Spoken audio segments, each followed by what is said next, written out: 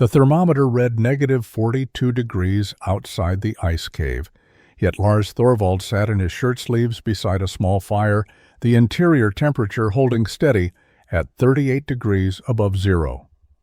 What happened in the 18 months before that January night in 1844 would revolutionize how trappers survived winter in the northern Rockies, and the technique Lars discovered would save more than a dozen lives over the next 2 decades.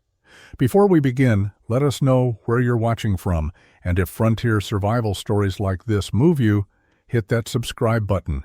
Tomorrow's story is even more impossible than this one. The winter of 1842 came early to the northern Rockies. By mid-October, snow had already accumulated 3 feet deep in the valleys, and temperatures were dropping to levels that even veteran trappers found alarming. Lars Thorvald and his partner, Nils Bergstrom, had established their winter camp along a tributary of the Clark Fork River in what is now northwestern Montana.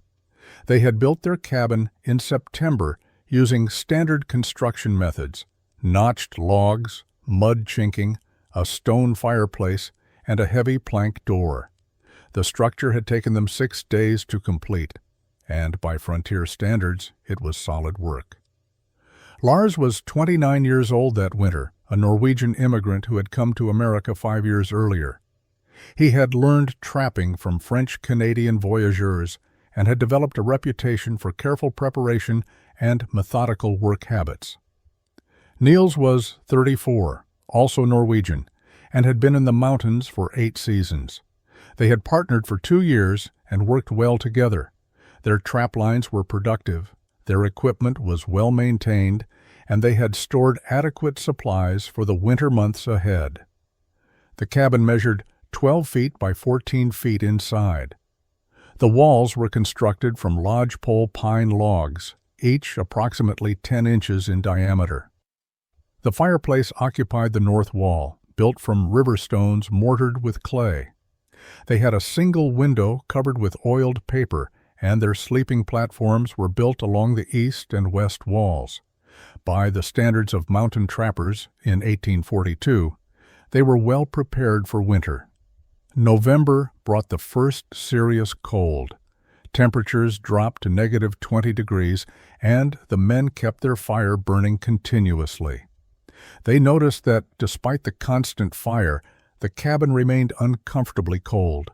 Frost formed on the interior walls. Their water bucket froze solid overnight, even when placed near the fireplace. They wore their heavy coats inside and slept under multiple layers of blankets and furs. Lars began paying attention to how much firewood they were consuming. They had cut and stacked what they believed was adequate wood for the winter, but at the current rate of consumption, they would run short before spring. He mentioned this to Niels, and they agreed to cut additional wood whenever weather permitted. But the cold continued to deepen. December was brutal. Temperatures reached -30 degrees and stayed there for days at a time. The men kept their fire roaring, feeding it logs constantly, yet the interior temperature barely reached tolerable levels. They wore every piece of clothing they owned. Their breath created ice crystals that fell like snow inside the cabin. The gaps between logs, despite being packed with mud and moss, seemed to leak cold air continuously. On December 18th, the temperature outside dropped to -38 degrees. The fire burned hot enough that Lars had to move back from the flames, yet the far corners of the cabin remained bitterly cold. He and Niels took turns throughout the night feeding wood into the fireplace, maintaining a blaze that consumed logs at an alarming rate. The interior temperature, measured by a mercury thermometer Lars kept hanging near the center beam, showed 12 degrees above zero. Outside, the temperature had fallen to -40. Niels had been complaining of exhaustion for 2 days. He attributed it to the constant work of maintaining the fire and hauling firewood through deep snow. Lars noticed his partner was shivering despite wearing his heavy wool coat and fur vest. They had eaten their evening meal, a stew of dried venison and beans, and Niels had gone to his sleeping platform earlier than usual. Lars stayed awake, feeding the fire, watching the thermometer. The needle dropped to 10 degrees, then 8. He added more wood. The flames leaped higher, but the cold seemed to pour through the walls faster than the fire could push it back. Around midnight, he checked on Niels. His partner was buried under 3 heavy blankets and 2 bearskins, his breath visible in the frigid air. At 3 in the morning, Lars added the last of the wood they had stacked inside the cabin. He would need to bring more in at dawn. He climbed onto his own sleeping platform, pulled his blankets around him, and tried to sleep. The cold penetrated through everything. His feet were numb despite 2 pairs of wool socks. He dozed fitfully, waking every hour or so to check the fire. Dawn came slowly, the weak winter light barely filtering through the ice-covered window. Lars climbed down from his platform, stiff and cold. The fire had burned down to coals. The thermometer read -2 degrees. He looked toward Niels's sleeping platform and called his partner's name. No response. He walked across the cabin and pulled back the top blanket. Niels was frozen solid. His face was blue-white, his beard thick with frost. His eyes were closed, his hands drawn up near his chest. He had died sometime during the night, probably in his sleep. Lars stood there for several minutes trying to comprehend what he was seeing. They were inside a cabin. They had maintained a fire all night, yet the cold had still won. Lars checked the thermometer again, -2 degrees inside, -40 outside. The difference was 38 degrees. The cabin had provided 38 degrees of protection, and it had not been enough. He looked at Niels's body, then at the walls of the cabin, the logs they had so carefully notched and stacked, the fireplace they had labored to build, the structure they had trusted to keep them alive through the winter. It had failed. His partner was dead, frozen inside what was supposed to be shelter, and Lars realized that everything he understood about surviving winter in the mountains was wrong. Lars spent December 19th preparing Niels's body. The cabin was too cold for decay, but he could not leave his partner lying on the sleeping platform. He wrapped Niels in the blankets and bearskins, securing them with rope, creating a bundle that was rigid from the cold. He placed the wrapped body outside, leaning against the cabin's north wall, while he tried to determine where and how to bury a man when the ground was frozen solid. The trappers' custom was to bury their dead on high ground with a view. Lars selected a spot on a ridge 200 yards from the cabin, overlooking the frozen creek below. The location was appropriate, but the ground was impossible. He tried to dig with his shovel and succeeded only in chipping small fragments from the iron-hard earth. After an hour of futile effort, he abandoned the idea of a traditional burial. Instead, he gathered stones. The hillside provided an adequate supply of rocks, ranging from fist-sized to pieces too heavy to carry. He spent 3 days hauling stones to the burial site, stacking them into a cairn. He placed Niels's wrapped body on a flat area of ground, then built the stone pile over and around it, creating a mound 6 feet long, 4 feet wide, and 3 feet high. The stones would protect the body from scavengers until spring, when someone might add a proper grave if they chose. On the 4th day, while gathering the final stones, Lars noticed something unusual. A rock formation about 50 yards from the burial site had ice growing on its south face. This was strange because south-facing surfaces typically received more sun and stayed warmer. He walked closer to investigate. The ice was thick, building up in layers that suggested constant moisture. He touched it and felt warmth. Not heat, but a temperature noticeably warmer than the surrounding air. He examined the rock formation more carefully. Behind the ice, there was an opening, a natural cave entrance about 4 feet high and 3 feet wide. The ice buildup was coming from inside, moisture from the cave freezing as it met the exterior cold. Lars bent down and looked into the opening. Darkness, but he could see the cave extended back into the hillside. He could feel air moving slightly, a gentle exhalation from the earth. He returned to the cabin and retrieved a pine pitch torch and his tinderbox. Getting the torch lit in the cold took several minutes, but once burning, it provided adequate light. He returned to the cave entrance and crawled inside. The passage extended back 15 feet, then opened into a chamber roughly 12 feet across. The ceiling was dome-shaped, rising to about 7 feet at the center. The walls were stone on the lower portions, but the upper dome was solid ice, thick, translucent ice that had formed over many winters. Lars held up his torch and examined the ice dome. It was at least 2 feet thick, smooth, and continuous. He touched the wall. It was cold, but not as cold as he expected. He pulled out his thermometer and held it away from the torch. After 5 minutes, the mercury settled at 34 degrees above zero. Outside, the temperature was -15. The cave was 49 degrees warmer than the open air. Lars returned to the ice cave 3 times over the next 2 days, each time bringing his thermometer and spending an hour recording observations. The exterior temperature varied between -10 and -25 degrees depending on time of day and weather conditions.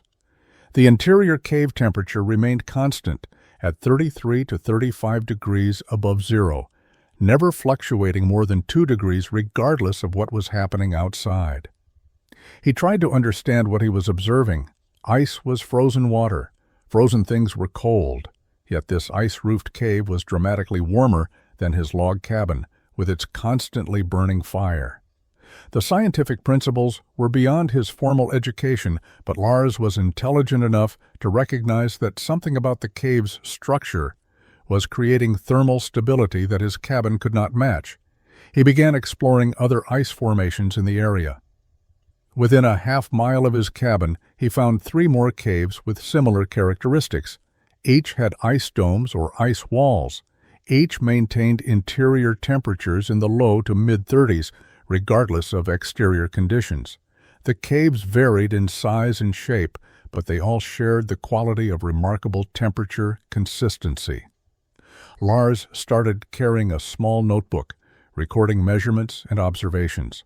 Cave number 1, the Burial Ridge Cave, had a 2-foot-thick ice dome and maintained 34 degrees.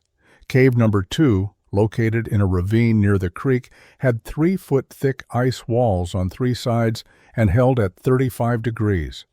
Cave number 3, a smaller formation, had 18-inch ice walls and maintained 32 degrees. Cave number 4 was the largest, with a dome-shaped chamber 15 feet across and ice thickness exceeding 3 feet. It held steady at 36 degrees. He measured his cabin's interior temperature multiple times each day for comparison. With the fire burning hot, the cabin reached 20 to 25 degrees. When the fire burned down overnight, the interior dropped to near zero.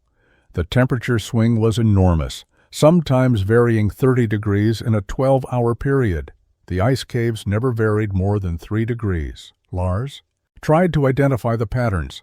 All the caves had thick ice formations, all had dome or arch shapes, all had restricted entrances, and all had some degree of natural ventilation.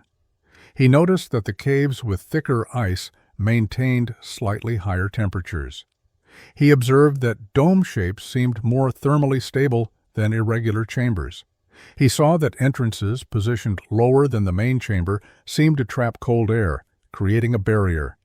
He spent a week doing nothing but exploring caves and recording data.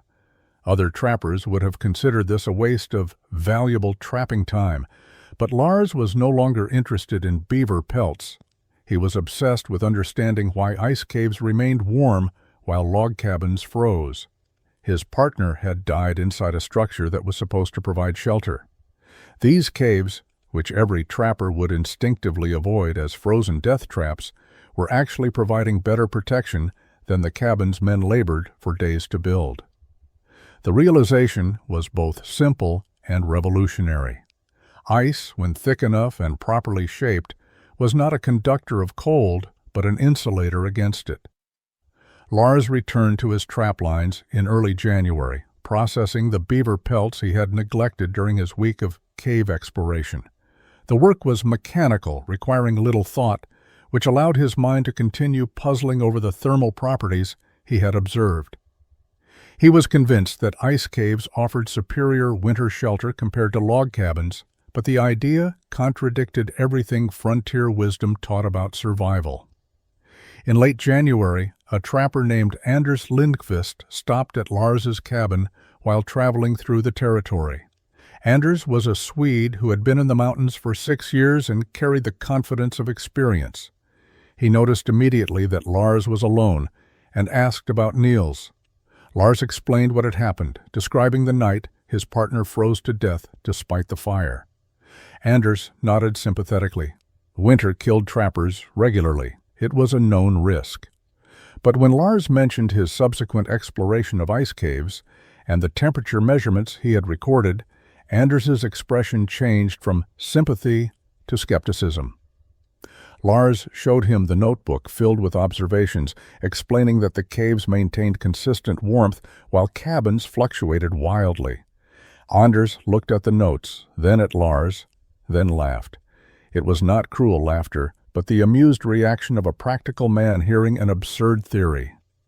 Ice was frozen water, Anders explained patiently. Frozen meant cold. The idea of seeking shelter inside ice was backwards. A man might as well try to stay warm by sleeping in a snowbank.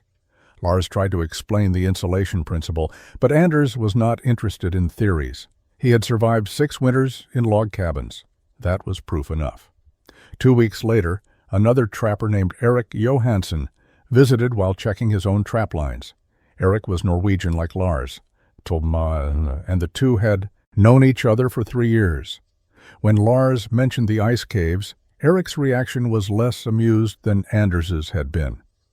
Erik was genuinely concerned that grief over Niels's death had affected Lars's judgment. No sane trapper would abandon a cabin for an ice cave. Lars offered to show Erik the measurements, to take him to the caves and demonstrate the temperature difference.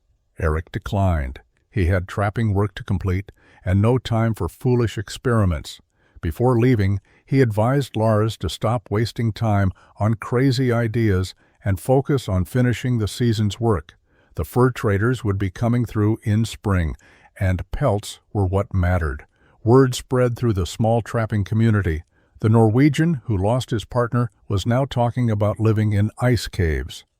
Most trappers assumed Lars was experiencing some form of mental breakdown brought on by isolation and grief. A few thought he was simply eccentric. None took the idea seriously. By March, when trappers occasionally crossed paths at creek confluences or shared campsites, Lars had become a source of mild entertainment. Anders told the story of Lars's notebook filled with ice cave measurements. Erik mentioned the absurd proposal to abandon cabins for frozen shelters. The consensus was clear. Grief had made Lars Thorvald a bit touched in the head. Lars ignored the mockery. He had observed something real, measured it repeatedly, and confirmed it was not illusion or error. The trappers could laugh, but the thermometer did not lie. Ice caves maintained a stable warmth while cabins froze. Understanding why and how became his complete focus. He spent March and April conducting systematic experiments. He selected the Burial Ridge Cave as his primary research site because it was closest to his cabin and had ideal characteristics. The chamber was large enough for a man to stand upright at the center, the ice dome was uniformly thick, and the entrance configuration created natural cold air trapping.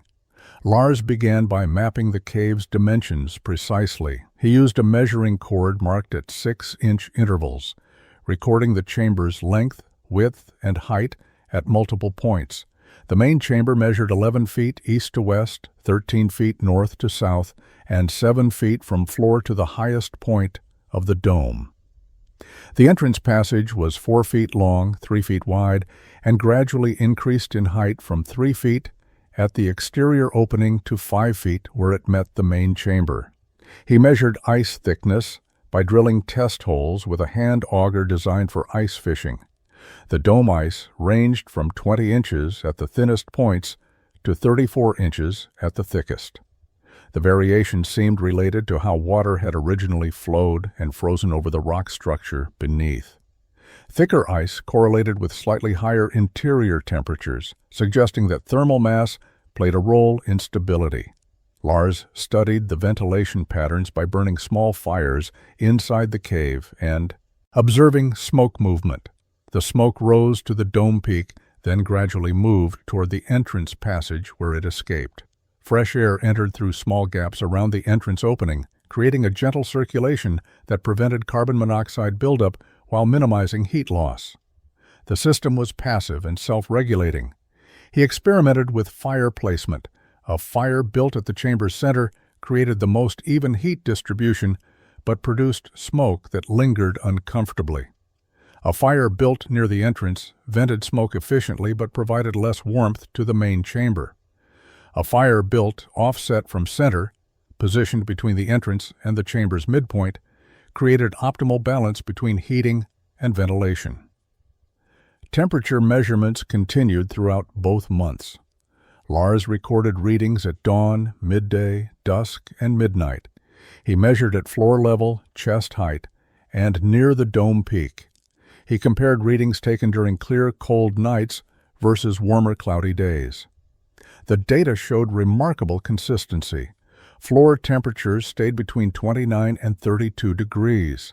Chest height temperatures ranged from 33 to 36 degrees. Dome peak temperatures reached 38 to 40 degrees. The stratification was predictable and stable. He compared these measurements to his cabin's performance. Even with a roaring fire, his cabin's warmth was uneven and unstable. The area immediately around the fireplace might reach 50 degrees while the far corners stayed below 20. When the fire died down overnight, everything plunged toward exterior temperatures. The cabin provided warmth only through constant fuel consumption and active fire management. The ice cave provided warmth through passive thermal mass and insulation, requiring no fuel to maintain baseline temperatures in the mid-30s. By late April, Lars had examined 17 different ice formations within a 3-mile radius of his cabin. He had measured, documented, and analyzed each one, looking for patterns that distinguished superior caves from marginal ones. The data revealed clear principles about what made an ice cave suitable for winter habitation versus merely interesting as a geological curiosity. Size mattered, but not in the way Lars initially assumed. Extremely large caves, chambers exceeding 20 feet in any dimension, proved thermally unstable. They required excessive time for warm air to circulate and had difficulty maintaining consistent temperatures. Very small caves, those under 8 feet across, were stable but impractical for living space. The ideal size ranged from 10 to 15 feet in diameter, large enough for a man to move comfortably, but small enough for efficient heat retention. Shape was critical. Dome structures with smooth, continuous curves maintained the most stable temperatures. Irregular chambers with angular corners or flat ceilings created cold pockets where air circulation failed. The dome shape naturally moved warm air upward and distributed it evenly, while the curved surfaces prevented stagnant zones. Lars found that caves with height-to-width ratios between 1:2 and 1:3 performed best. Ice thickness directly correlated with thermal stability. Caves with ice layers under 12 inches showed temperature fluctuations exceeding 10 degrees between day and night. Those with 18 to 24 inches of ice varied only 4 to 6 degrees. The best performers had ice exceeding 30 inches thick, varying less than 3 degrees regardless of exterior conditions. The thicker ice provided both insulation and thermal mass that absorbed and released heat slowly. Entrance configuration proved more important than Lars initially recognized. Caves with entrances positioned level with or above the main chamber floor allowed cold air to drain directly into living space. Those with entrances below the chamber floor created natural cold traps where dense frigid air settled, forming a barrier that protected the warmer air above. The ideal entrance descended 2 to 3 feet over a horizontal distance of 4 to 6 feet before opening into the main chamber. Ventilation requirements were subtle but essential.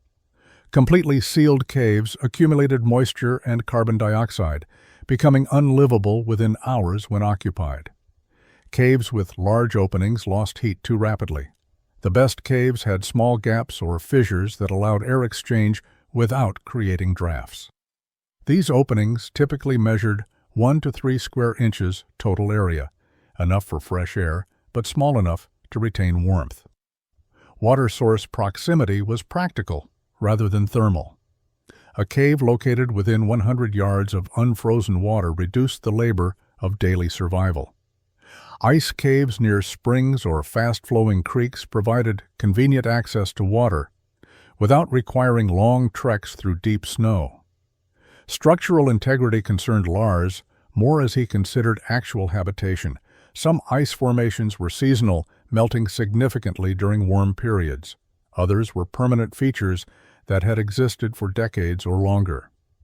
Lars learned to identify stable caves by examining the rock structure beneath the ice, looking for deep overhangs and recessed chambers that protected ice from direct summer sun.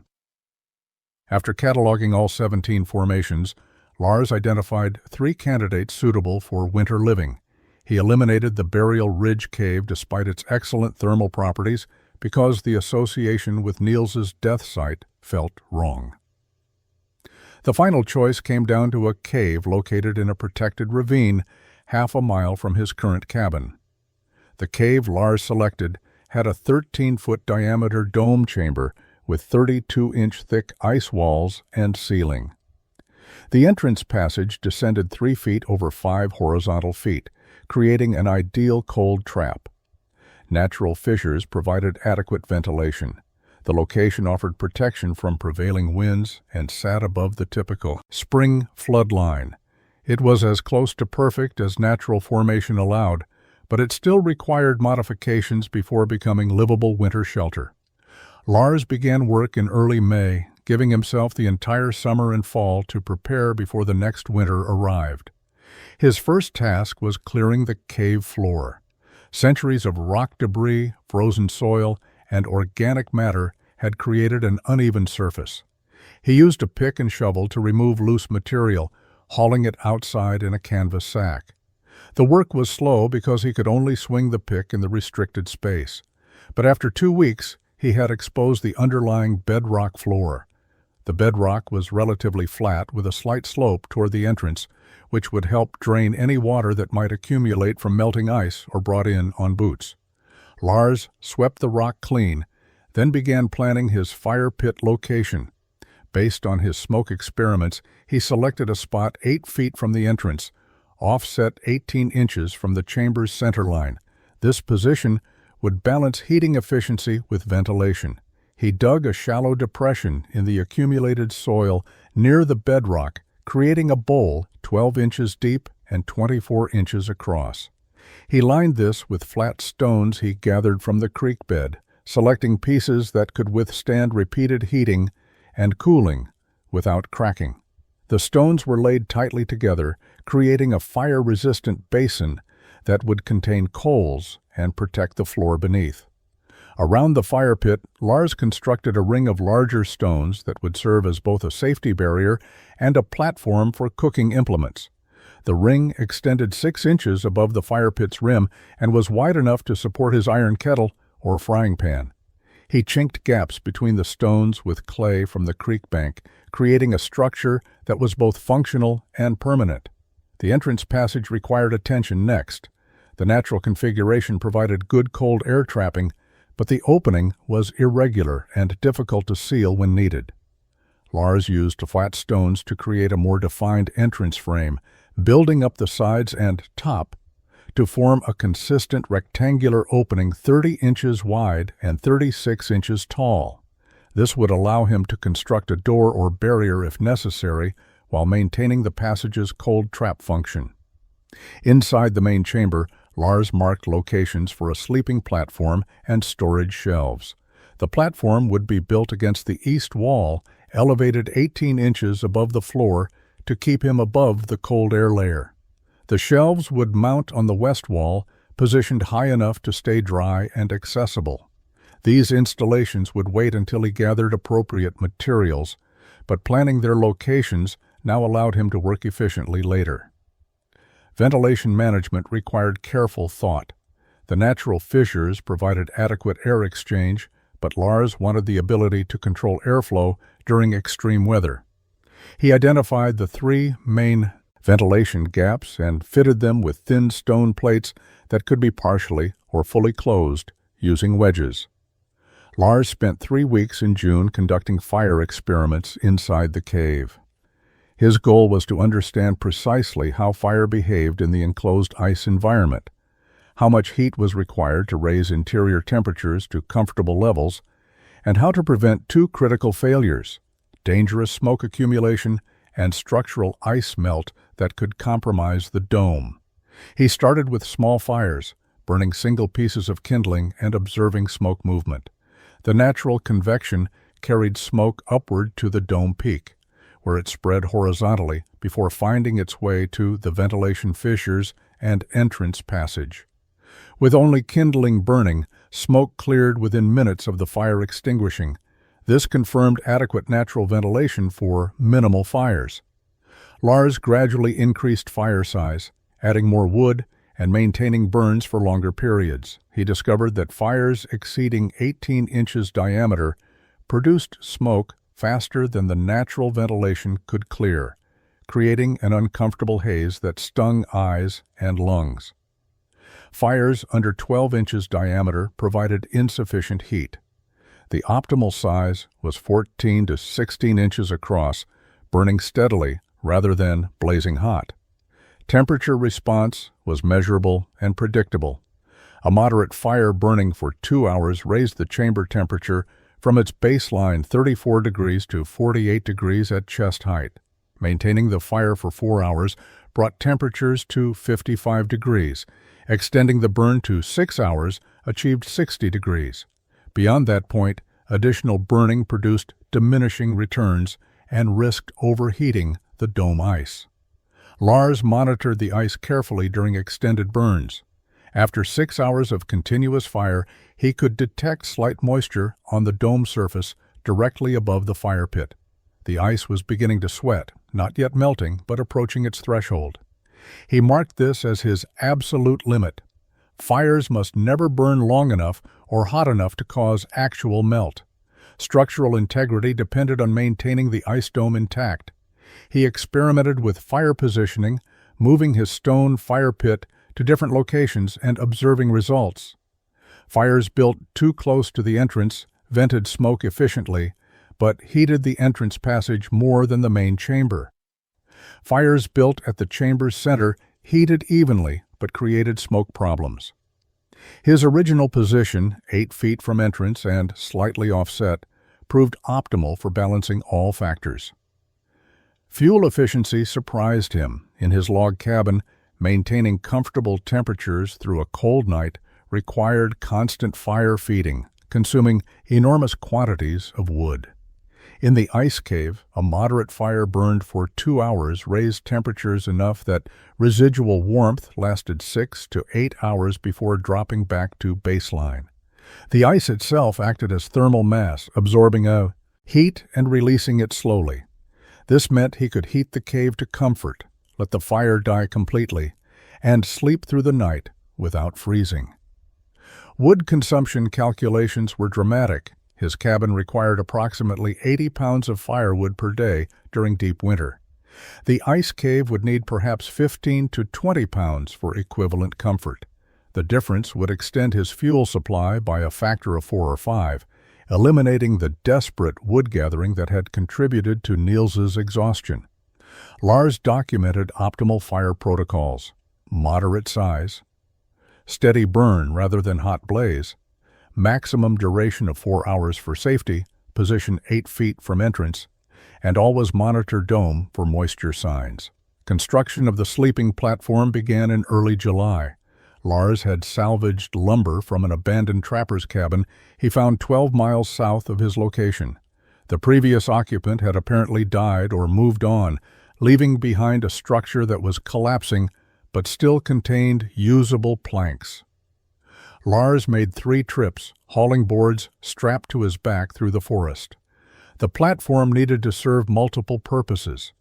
It must elevate him above the cold air layer that settled at floor level, provide storage space beneath, offer a reasonably comfortable sleeping surface, and fit within the cave's curved walls without requiring attachment points that might damage the ice structure. Lars designed a freestanding frame that would rest on the bedrock floor and support planks above. He built the frame from the straightest salvaged lumber, creating a rectangular base 6 feet long and 3 feet wide. The legs were 18 inches tall, thick enough to support weight without wobbling on the uneven bedrock. He notched the joints carefully, using wooden pegs rather than nails to hold connections. Metal conducted cold, and he wanted minimal thermal bridges in his sleeping area. The frame legs were positioned to rest on the flattest sections of bedrock he could find. Lars used small stone shims to level the platform, adjusting each leg until the frame sat stable and horizontal. Once satisfied with positioning, he laid planks across the frame to create the sleeping surface. The planks were not uniform width or thickness, but he arranged them to minimize gaps and create a relatively flat platform. Over the planks, Lars spread a layer of dried moss he had gathered from the forest floor. The moss provided cushioning and insulation, creating a barrier between his body and the cold wood. Over the moss, he would lay his blankets and furs. The combination would keep him comfortable, while the elevated position kept him above the densest cold air. Storage space beneath the platform was accessible from 3 sides.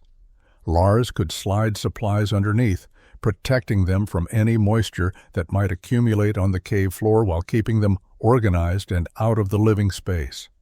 He planned to store extra firewood, food supplies, and equipment here. The platform's position against the east wall was deliberate. This location received indirect warmth from the fire pit without being close enough for sparks to pose danger. It was far enough from the entrance to avoid cold drafts, but near enough that Lars could reach the entrance quickly if needed. The curved ice wall behind the platform would reflect heat forward, creating a microclimate around the sleeping area. Lars tested the platform by lying on it for several hours, adjusting moss thickness and plank positions until reasonably comfortable. Frontier sleeping arrangements were never luxurious, but this was adequate. More importantly, when he held his thermometer at platform level versus floor level, he measured a consistent 8 to 10 degree difference. The elevation strategy was working exactly as planned. He added a final refinement, a low retaining edge along the platform's front and sides, created from small boards nailed to the frame. This edge prevented blankets from sliding off during sleep and created a psychological sense of enclosure that made the sleeping area feel more secure. The ice cave was becoming less like a geological curiosity and more like functional living space. The ice dome provided excellent thermal stability, but Lars recognized that additional insulation could improve comfort and reduce fuel consumption even further. He developed a multi-layer system that enhanced the cave's natural properties without compromising structural integrity or ventilation. The approach combined materials available on the frontier with techniques adapted from Norwegian building traditions he remembered from childhood. The first layer involved strategic snow management on the exterior dome. During his measurements, Lars had noticed that caves with thick snow accumulation on top maintained slightly higher interior temperatures than those where wind had swept the ice clean. Snow was an effective insulator, trapping air in its crystalline structure. In August, Lars couldn't add snow, but he planned for winter implementation. He would pack snow onto the dome exterior, building up a layer 2 to 3 feet thick.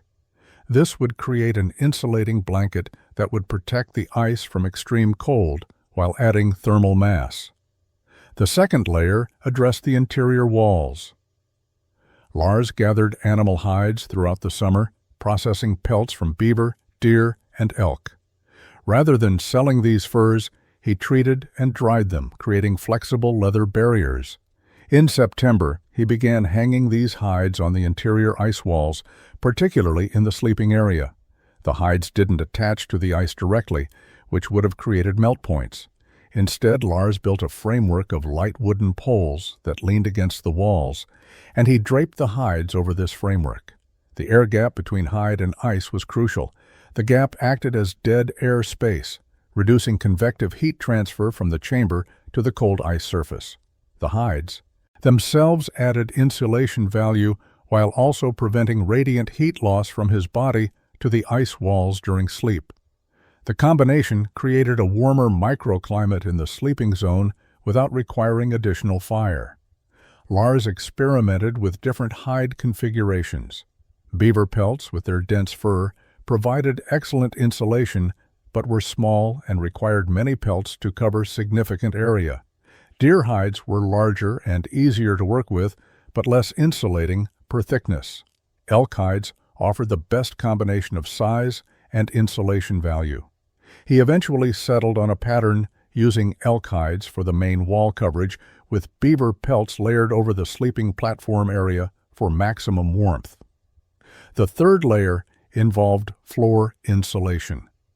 Bedrock conducted cold effectively, and even though the sleeping platform elevated Lars above floor level, reducing ground cold transfer would improve overall comfort.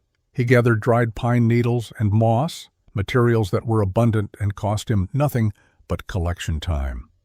He spread these materials 6 inches deep across the entire floor except the immediate fire pit area.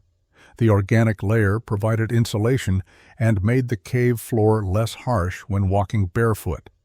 Ventilation management required careful integration with the insulation system. Lars ensured his hide curtains didn't block the natural ventilation fissures. He left gaps in the floor insulation near the entrance where cold air needed to settle and drain. The insulation enhanced warmth retention without creating the moisture and air quality problems that would result from completely sealing the space. By October, the complete insulation system was installed and tested. October 18, 1843. Lars Thorvald carried the last load of supplies from his log cabin to the ice cave and closed the door on conventional frontier shelter. The decision had been building for months, but the finality of actually abandoning a solid cabin for an ice dome still felt momentous. He was violating every piece of received wisdom about wilderness survival, and he was doing it deliberately. The move was methodical. Lars transported supplies in priority order over 3 days. First came essentials: his rifle, powder and lead, knife, axe, fire-starting materials, and the mercury thermometer that had become his most valued possession. Second came food stores: dried meat, beans, cornmeal, salt, coffee, and the small luxuries that made winter isolation bearable. Third came equipment and materials: traps, tools, extra clothing, blankets, furs, rope, and miscellaneous items accumulated over years of mountain living. Each item found a designated location in the cave. Firewood stacked near the entrance where it stayed dry, but didn't clutter the main chamber. Food supplies went on the high shelves where moisture couldn't reach, and organization was easy. Trapping equipment hung from wooden pegs driven into cracks in the bedrock walls. Clothing and blankets stayed on or near the sleeping platform. Everything had a place, and the limited space forced efficiency that his cabin had never required. Lars kept his cabin intact. He didn't dismantle it or remove the door. It stood as backup shelter if his ice cave experiment failed catastrophically, and it served as storage for items he didn't need daily access to.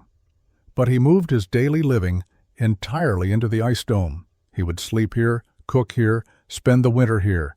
The cabin became an artifact of his former understanding of survival. The first night in the cave, Lars lay on his sleeping platform under 3 blankets and watched firelight flicker on the ice dome above. The temperature outside was 22 degrees, cold, but not yet the brutal cold that would come later. He had burned a small fire for 2 hours, raising the interior temperature to 51 degrees. Now the fire was out, and he was testing whether the residual warmth would last through the night. He woke twice during the night to check the thermometer. At midnight, it read 46 degrees. At 4 in the morning, 43 degrees. By dawn, it had dropped to 40 degrees. Outside temperature at dawn was 19 degrees. The cave had maintained a 21-degree advantage over exterior conditions with no active heating for 8 hours. In his cabin, the temperature would have plunged to near freezing within 2 hours of the fire dying. Lars spent the next week establishing routines. He learned the rhythm of cave living. Small morning fire to raise temperature and make coffee, let fire die while out checking trap lines, return in afternoon to moderate warmth retained from morning, small evening fire for cooking and comfort, sleep in residual warmth through the night. The pattern required far less firewood than cabin living and maintained more consistent comfort. Other trappers began noticing Lars's absence from his cabin. Anders Lindqvist stopped by in late October and found the cabin empty but not abandoned. He tracked Lars's trail to the ice cave and stood outside, watching smoke rise from the ventilation fissures, shaking his head in disbelief. Anders Lindqvist told everyone he encountered about Lars Thorvald living in an ice cave. The story spread through the scattered trapping community with the speed of particularly entertaining gossip. By early November, most trappers working the Northern Territories had heard some version of the tale. The Norwegian, who lost his partner last winter, had apparently lost his mind this year and moved into a frozen cave. Reactions ranged from amusement to genuine concern. But nobody thought the experiment would last. Eric Johansson was camped 30 miles south when he heard the news from a passing trapper. His first reaction was anger that Lars hadn't listened to his advice to abandon foolish ideas. His second reaction was worry that Lars would freeze to death before anyone could intervene. Eric considered riding north to talk sense into his countrymen, but decided against it. Lars was a grown man making his own choices, however stupid those choices appeared. The betting pool started in mid-November at an informal gathering where 5 trappers converged at a creek confluence to compare notes on the season's work. Anders was there, and he mentioned Lars's ice cave living arrangement. One of the trappers, a French-Canadian named Baptiste, laughed and said he'd give Lars 2 weeks before the cold drove him back to his cabin. Another trapper said 1 week. A third said Lars was stubborn enough to last a month, but would definitely quit before Christmas. They made it formal. Each man put 2 beaver pelts into the pot. Whoever guessed closest to when Lars abandoned the ice cave would win all 10 pelts. Anders took 3 weeks. Eric, who arrived at the gathering later, took 1 month. Baptiste stayed with 2 weeks. The other trappers spread their guesses between 10 days and 6 weeks. Nobody bet that Lars would make it through the entire winter. That outcome seemed impossible. Word of the betting pool reached other trappers, and the pot grew. By late November, 17 trappers had contributed, and the prize stood at 34 beaver pelts, a significant sum worth perhaps $80 in trade goods. The betting deadline was set for December 1st. After that date, no new wagers would be accepted, and they would simply wait to see when Lars came crawling back to conventional shelter. The pool created entertainment during the long, boring stretches of winter trapping. When trappers crossed paths, they asked if anyone had news about Lars. Was he still in the ice cave? Had he been seen returning to his cabin? The consensus remained firm. This foolishness couldn't possibly last. Ice was cold. Caves were dark and damp. Winter in the northern Rockies was brutal. A man needed a proper cabin with a good fireplace, solid walls, and a door that closed. Living in ice was suicide, just slower than a bullet. Anders checked on Lars in late November, riding to the cave location and calling out from outside. Lars emerged, healthy and relaxed, wearing only a wool shirt despite the negative 5-degree temperature. Anders asked if he planned to return to his cabin soon. Lars smiled and said he was comfortable where he was. Anders rode away, shaking his head, certain he'd be collecting 10 beaver pelts by Christmas. November's cold was merely preparation for December's assault. The temperature dropped steadily through the final week of November, reaching negative 15 degrees by the month's end. December began with negative 20 degrees and continued falling. By December 5th, the thermometer outside Lars's ice cave read negative 28 degrees, and the cold showed no sign of moderating. This was the deep cold that killed unprepared men, the cold that tested every aspect of frontier survival skills. Lars monitored both exterior and interior temperatures with scientific precision. His morning routine now included recording 3 measurements: outside air temperature taken just beyond the cave entrance, interior floor temperature measured at the cold trap, and interior chest height temperature measured at the center of the main chamber. The data confirmed everything his summer experiments had predicted, but seeing the numbers during actual survival conditions was different from theoretical projections. December 5th, exterior temperature -28 degrees. Interior floor temperature 31 degrees. Interior chest height temperature 37 degrees. The cave was providing 59 to 65 degrees of thermal advantage with 0 active heating. Lars hadn't lit a fire yet that morning. He burned his morning fire, a moderate blaze maintained for 90 minutes. The interior temperature rose to 53 degrees at chest height. He let the fire die completely, then departed to check his trap lines. The work took 4 hours. When he returned in early afternoon, the interior temperature had dropped only to 49 degrees. 4 hours after the fire went out, the cave was still 49 degrees warmer than the exterior air. Lars prepared his evening meal, burning another fire for 2 hours while cooking venison stew and baking simple cornmeal bread on a flat stone positioned near the coals. The temperature rose to 55 degrees. After eating, he banked the fire completely and settled onto his sleeping platform with a book he'd been reading by firelight. The temperature would drop overnight, but his summer testing indicated it would bottom out around 42 degrees by dawn. That was cold enough to see his breath, but warm enough to sleep comfortably under blankets. He calculated his wood consumption. 2 fires, totaling 3.5 hours of burning, had consumed approximately 12 pounds of wood. In his cabin during similar cold, maintaining tolerable temperature for the same time period would have required 60 to 70 pounds of wood burned continuously. The efficiency difference was exactly what he had predicted, but experiencing it during genuine survival conditions validated his theory completely. The deep cold continued for 9 consecutive days.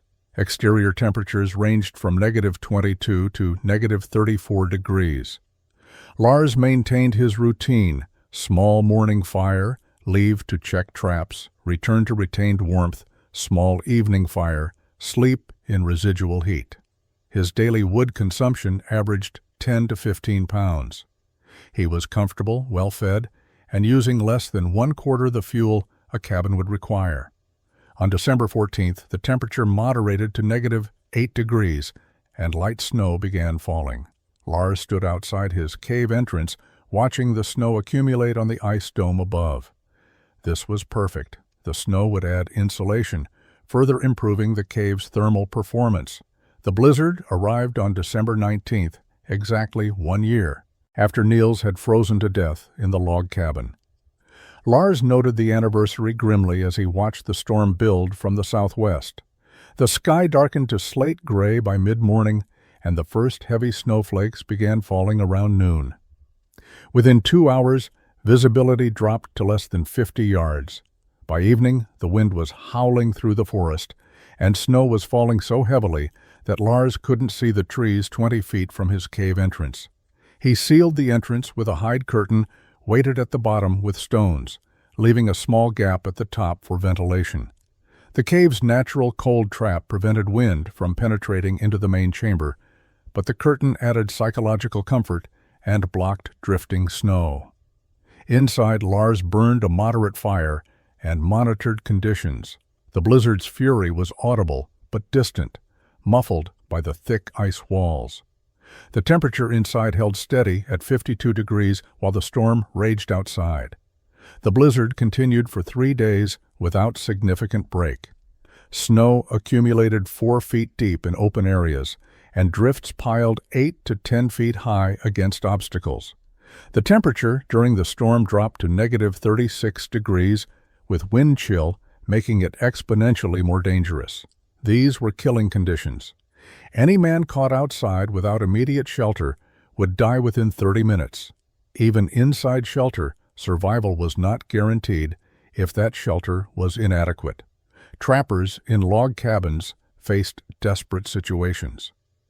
The extreme cold penetrated through walls, and the wind found every gap in chinking.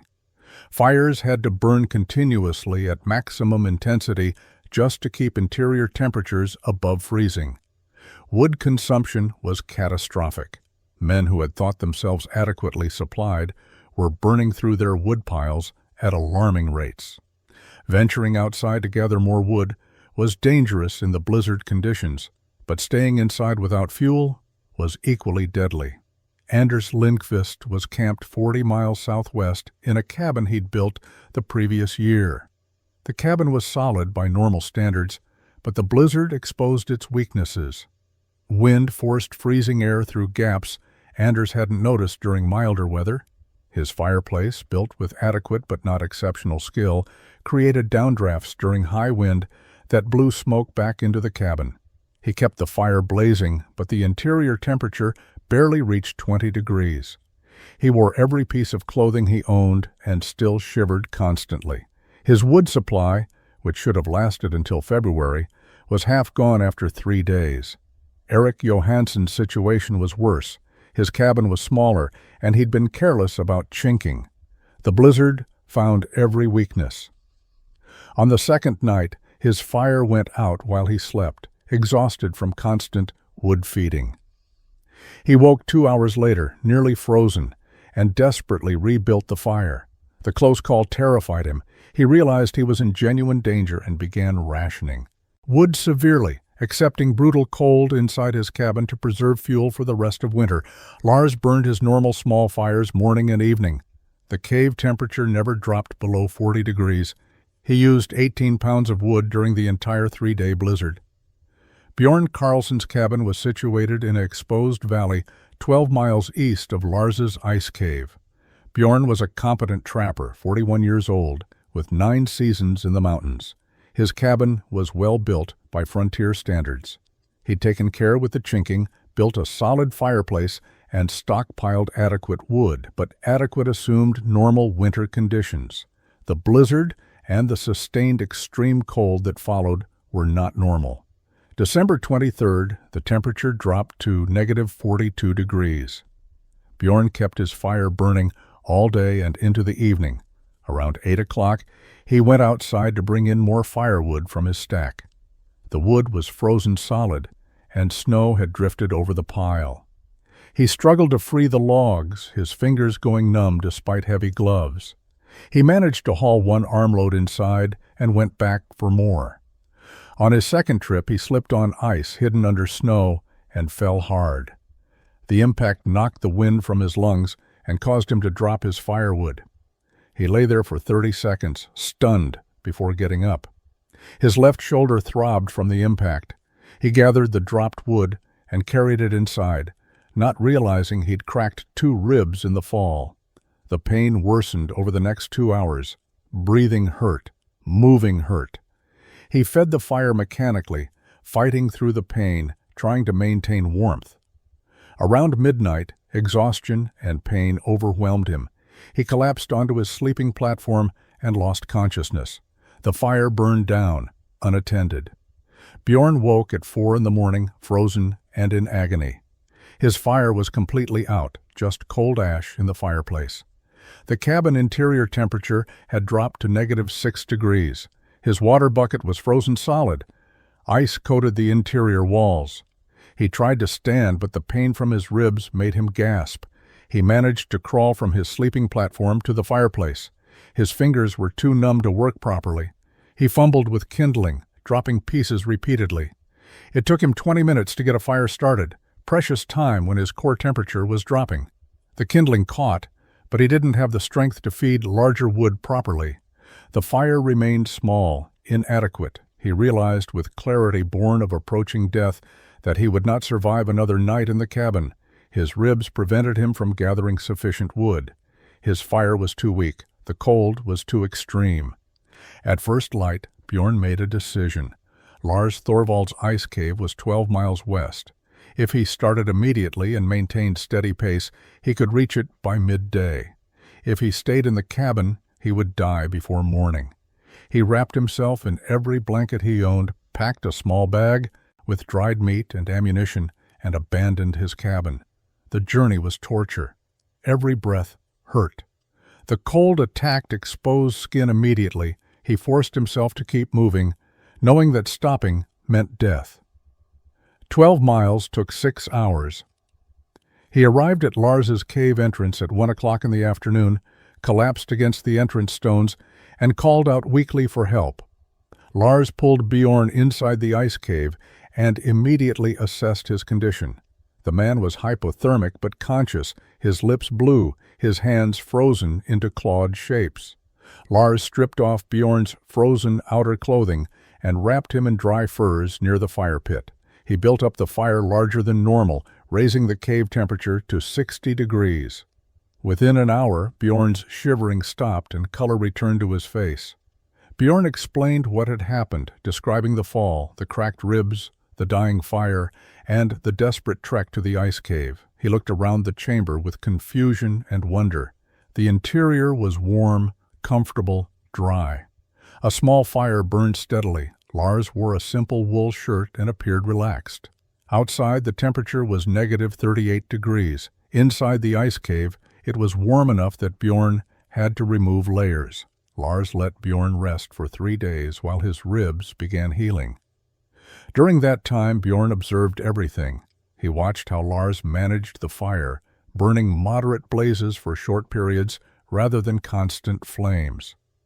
He saw the temperature measurements Lars recorded, documenting the cave's consistent warmth. He noticed the minimal wood consumption, the efficient layout, the sleeping platform elevation, the hide insulation system. Everything contradicted what he believed about winter survival. On the 4th day, Bjorn asked questions. Lars answered patiently, explaining the thermal principles he'd discovered, the summer of testing, the careful modifications. He showed Bjorn his notebooks filled with measurements. He demonstrated the cold trap entrance, the ventilation management, the fire positioning strategy. Bjorn listened with the attention of a man who had nearly died and now understood his previous knowledge was incomplete. When Bjorn's ribs healed enough for travel, Lars helped him return to his cabin to retrieve essential supplies. They found the cabin's interior coated in frost, the temperature barely above exterior conditions. Bjorn gathered his traps, pelts, and remaining food, then helped Lars search the area for suitable ice caves.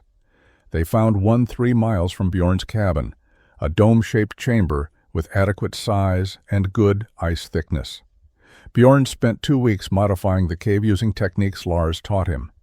He built a fire pit, constructed a sleeping platform, installed hide barriers, and established proper ventilation. By mid-January, he had abandoned his cabin completely and moved into the ice cave. His wood consumption dropped by 70%, while his comfort increased dramatically.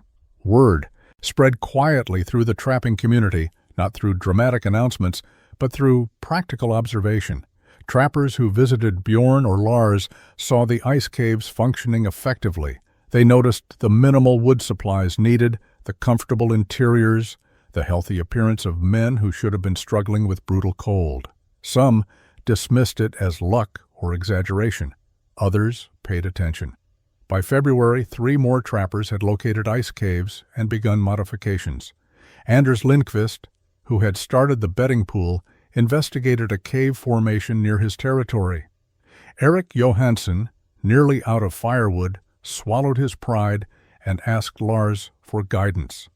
The adoption was quiet, practical, devoid of fanfare. Men who faced death didn't care about pride or conventional wisdom. The winter of 1843 to 1844 passed without additional deaths in the Northern Territories, a statistical anomaly given the extreme cold. Trappers who had adopted ice cave shelters survived comfortably. Those who remained in cabins struggled but managed, warned by others' close calls to stockpile extra wood and improve their chinking. The betting pool was quietly forgotten.